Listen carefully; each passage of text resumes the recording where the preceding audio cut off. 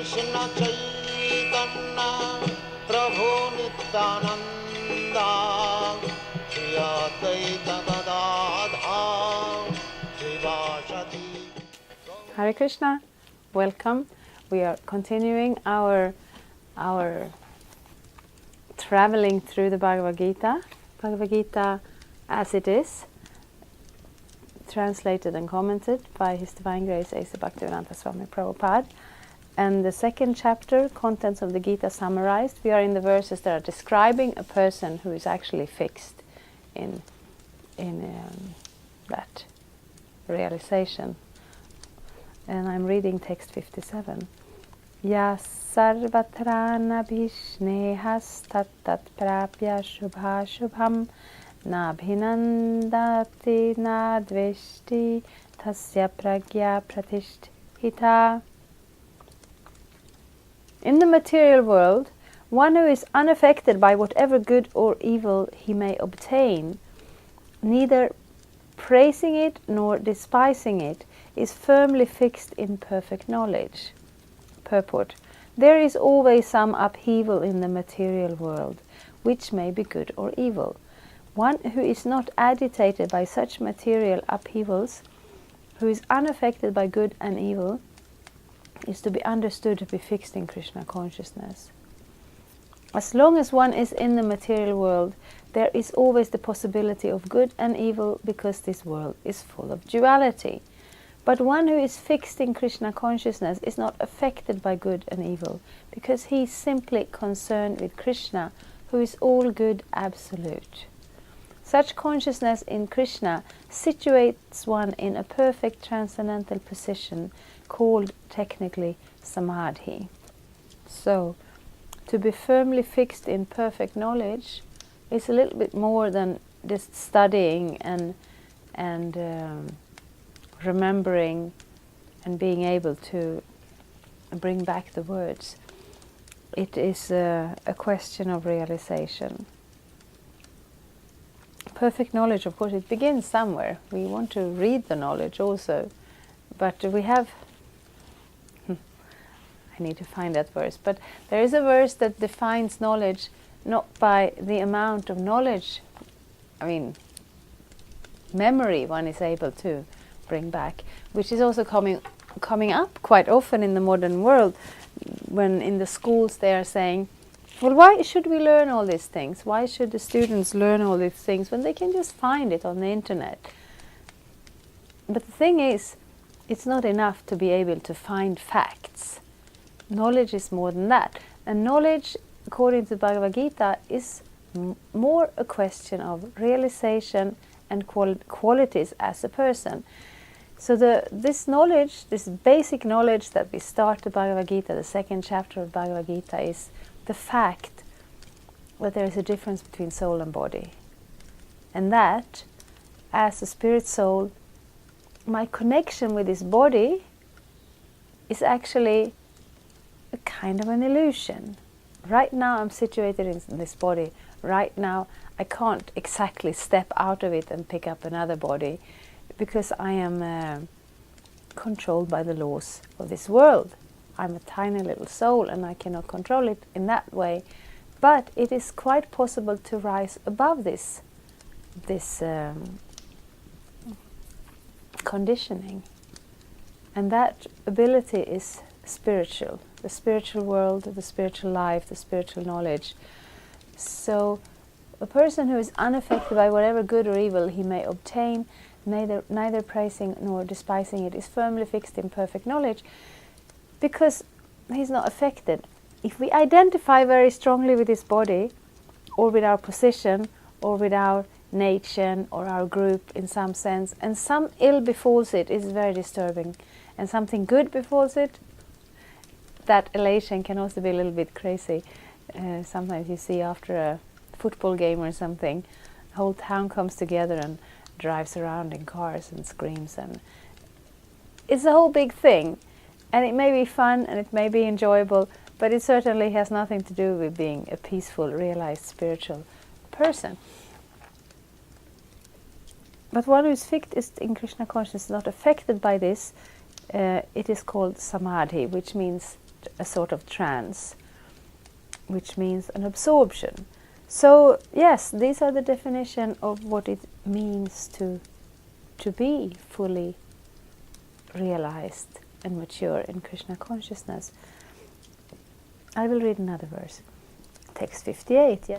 Yada sangharate chayang kurmunganiva sarvashaha indriyan indriyarthebhyas tasya pragya pratishtita.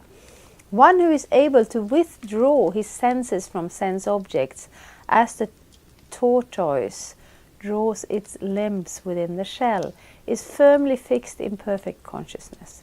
Purport. The test of a yogi, devotee, or self-realized soul is that he is able to control the senses according to his plan. Most people, however, are servants of the senses and are thus directed by the dictation of the senses. That is the answer to the question as to how the yogi is situated. The senses are compared to venomous serpents. They want to act very loosely and without restriction. The yogi or the devotee must be very strong and control the serpents, like a snake charmer. He never allows them to act independently.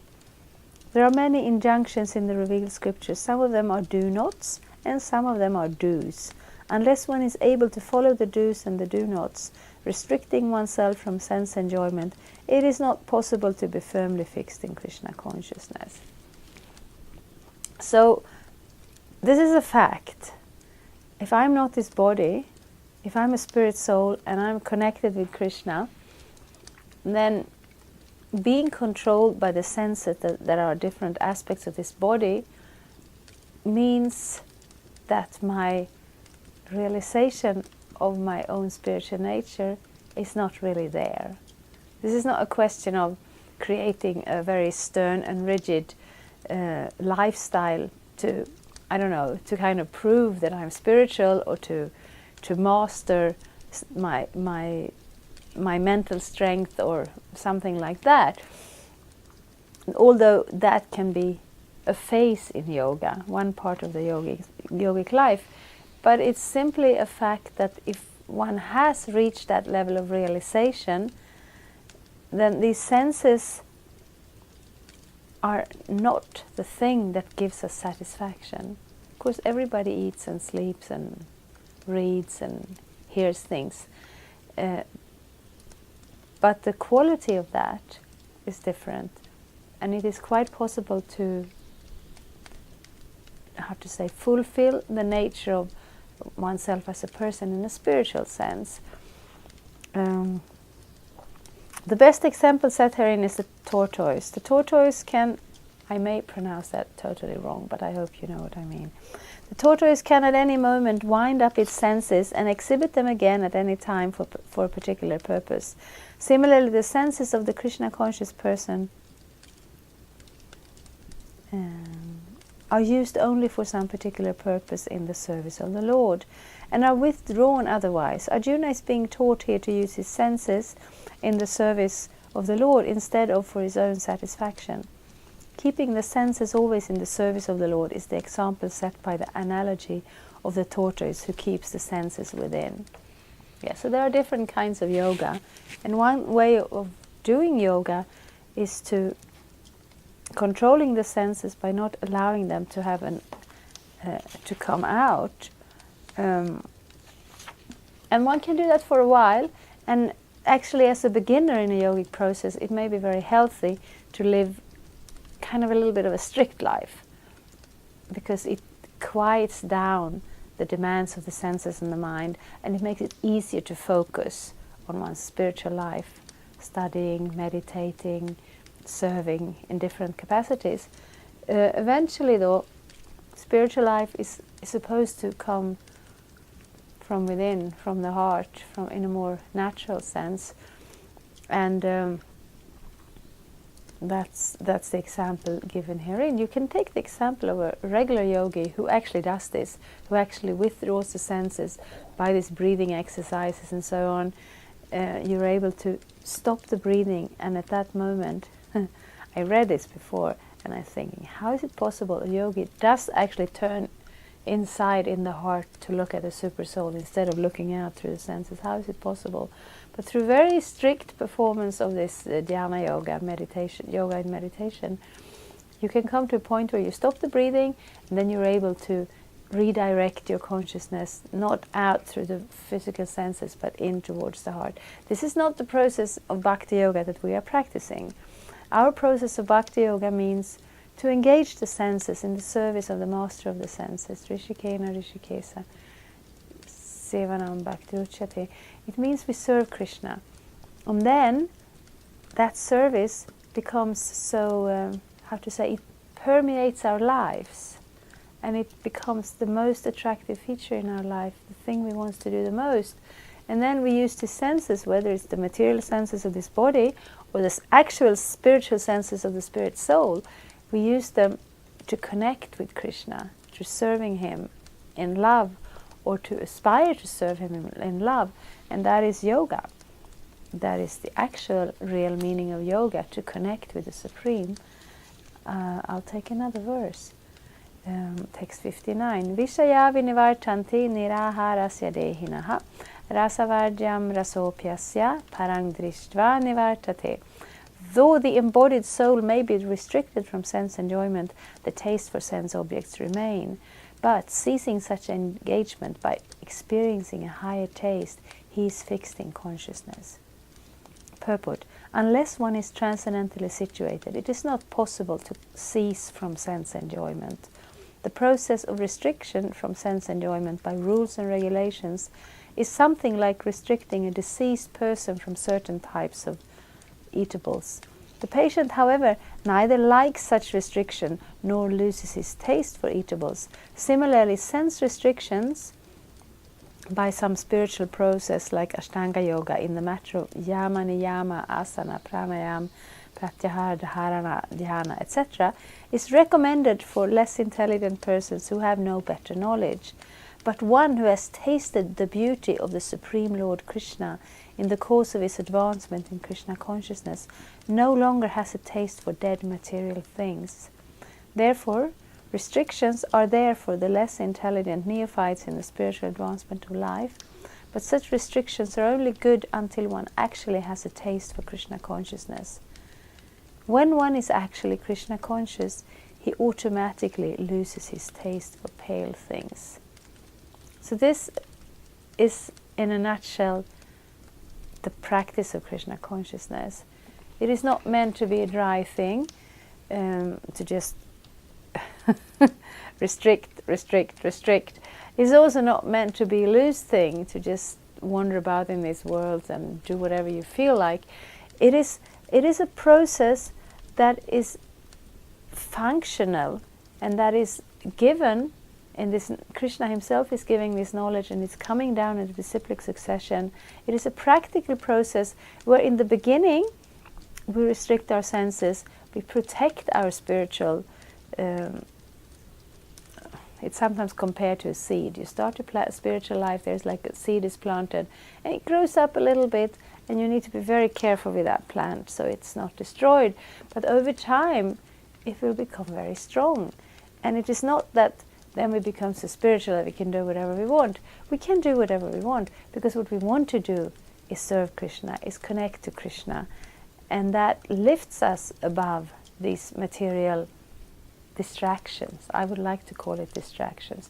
Sometimes it feels a lot stronger than a distraction, but that's because our level of realization is not very high. Our Krishna consciousness is not very mature. So wherever we find ourselves, we take shelter of this process of Krishna consciousness, and sometimes it's more difficult and sometimes it's less difficult. The point is, this process is not meant to be a struggle for eternity. This is just like the starting point. Like you start a motor and then you need to have a lower gear in because it needs a little more muscle to get going. And once it's going, it almost flows automatically. So Krishna consciousness, in the beginning, it's a little bit like going against the stream. You know, water runs down a stream and you want to swim upstream. It's very hard work because we are so conditioned, we are so used to just being identifying as this body as a bundle of senses with different tastes, and that's more or less our whole identity. And realizing that this is not my identity. It's no more my identity if I step into one car and I step out of it and step into a different car. Today I'm Miss Red Car and tomorrow I'll be Miss Green Car. No, I'm not a car in any capacity. So also I'm not the body of a woman or the body of a man, the body of a young child or the body of an old person. These are just the external body I'm presently sitting inside, and that's all very good as a theoretical thing. And then we have some restrictions, not so much in order to limit us, but more in order to help us become peaceful and strong enough to actually be able to reach that higher taste. And that is Krishna consciousness. Krishna consciousness is not just some idea, some fad, some controlling. Sometimes we hear that about a religion. It's just a way to control people. But we want to share the possibility of realizing who we really are, of bringing out our actual real free will. That free will is in connection with Krishna. We will all love and serve and have relationships to Krishna in an individual way. But to get there, we want to lift ourselves a little bit above this strong conditioning of being this body. And then it is actually possible at every level. You don't have to come to the most mature level to find a little bit of the higher taste. The complete higher taste comes in the complete full realization, of course. But at every stage, there is some sense of realization, some sense of a higher taste. And yes, Bhagavad-gita wants to help us to get there. Thank you very much. Hare Krishna. Thank you for watching. We aim for updates every Tuesday and Friday. Please come back. If you have any questions or comments, please leave them down there. We also have some links and information for you. And there is, of course, the subscribe button. Thank you. Hare Krishna. I'm a Hare Krishna, and I approve this message. Subscribe. Vande